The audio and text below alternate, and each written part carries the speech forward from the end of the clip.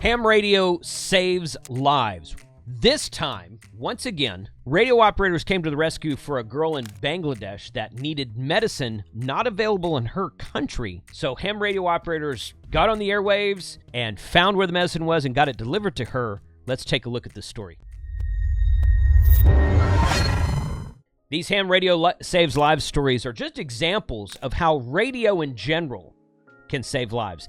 Ham radio, we have more bands that reach out in more places than other radio services, but the same thing could totally happen on GMRS or CB radio. And if you have any stories about something similar to this happening on one of those bands, please put a comment below. I'd love to share that story on this channel.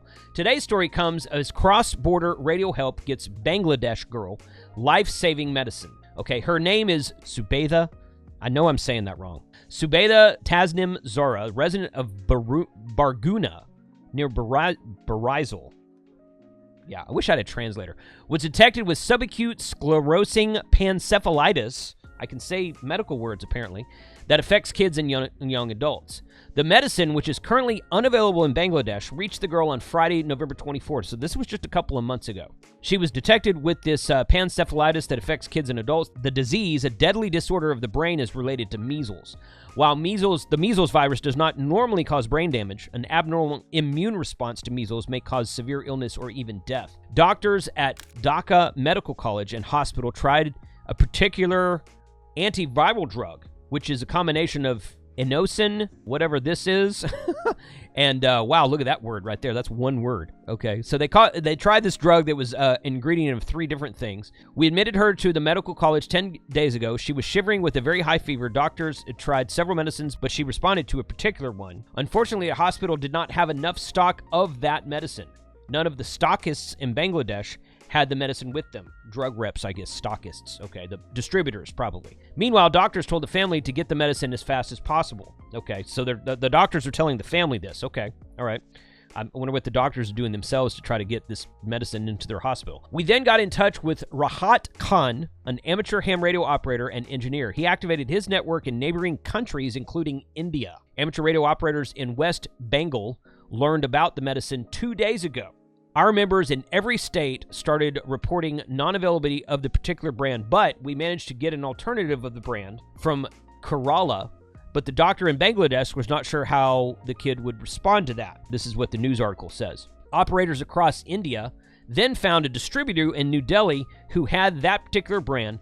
The radio operators in India got a hold of a Bangladesh national who returned home from New Delhi. They handed the medicine over to him, and it reached us by Friday night. So there is a story about how ham radio saved lives because they just reached out to their network and said, hey, we need this medicine. Can you guys check with people in your area? Now, here's the thing. If you don't have a ham radio license, this is a great opportunity to go to hamradioprep.com and check out all the license courses they have. You can save a 20% discount on every course with the coupon code of Jason20. Or get on your smartphone, download their app, which is totally free, iOS and Google. Free app. Start studying today. If you want to get the paid version of the app opens up more videos and more features and gives you a little bit more robust learning experience. But download the app for free. Get started today. Ham Radio Prep, thank you for sponsoring this video. So what type of life-saving measures might you have heard of like this? I thought this story was good because it was about literally life-saving medicine that was reached through the use of ham radio, through the use of HF radio, and through the use of ham radio operators across national borders in foreign countries.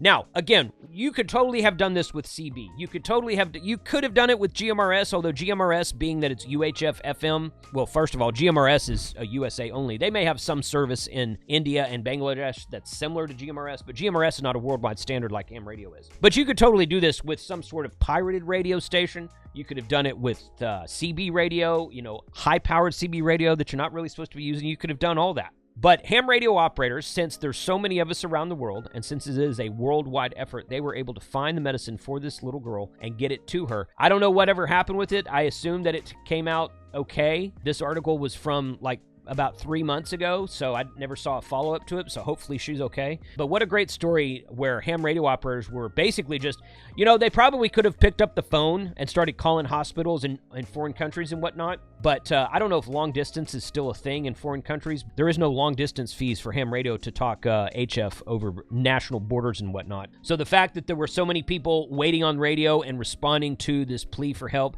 to try to check with hospitals, drug reps, and pharmacists and stockists, as they call it in their countries, that's a pretty cool story, I think. So thanks for watching, guys. Please, if you have any more stories like this, link them below.